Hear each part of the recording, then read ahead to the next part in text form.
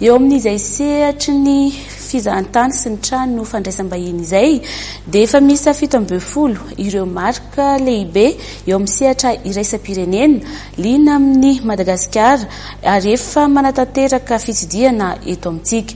Mitondra fanazavana ny tompon'andraikitry ny sehatry ny fampiasam-bola eo anivon'ny EDBM.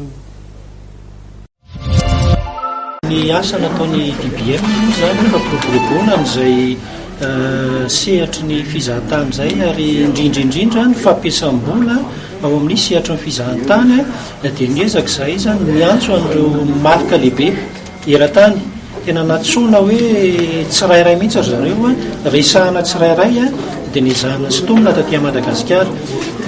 Araka ny voateniko teo zany dia 70 amin'izao fotoana izao no efa tonga teto Madagasikara, nitsirika ny Madagasikara ary nijery sahady an'ireo toerana izay mety anorenany an'ilay hotely.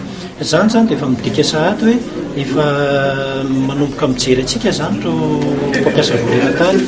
Araka ny voalazako teo ihany koa dia misy ataoko hoe 2 na 3 eo zany no eritreretina amin'ity taona ity ho tafapetraka. Ireo marika lehibe eran-tany ireo nefa ny akabeazan'izy ireo dia hiara hiasa amin'ny olona eto toerana ihany indrindra amin'ny fananganana ny hoteliny. Zany hoe isika malagasy zany no manao an'ilay investissement hananganana ny hotely fa ry zareo zany manao an'izay gestion izay. Mety mieritreritsika hoe avoazana ve zany?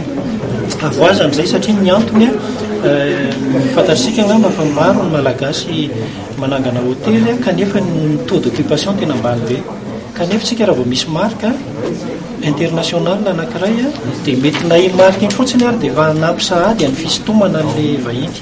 Satria ilay vahiny efa mahafantatra an'ilay marika any amin'izay alehany any raha fantany fotsiny hoe misy an'ity marika ity Madagasikara dia efa tonga izy. Izay fotsiny zany dia efa mampiakatra an'izay ataoko hoe fahatongavan'ny mpizahatany izay. Fa etsy ankilany reny marika lehibe reny ihany koa dia mety hanampy antsika ihany koa zany izy amin'ny fitaterana satria matetika izy ireny fantatsika moa zavatra mitranga ny Anosy Be matetika izy ireny miara-miasa amina kompania aérienne. Ka raha ohatra zany amin'ny toerana izay eritreretiny hoe ho asiana an'ilay hotely ny mbola tsy misy an'izay fitaterana izay dia afaka ataony mazava ho azy manao an'ilay antsoina hoe charter ireny zany miantso an'ireo kompania aérienne.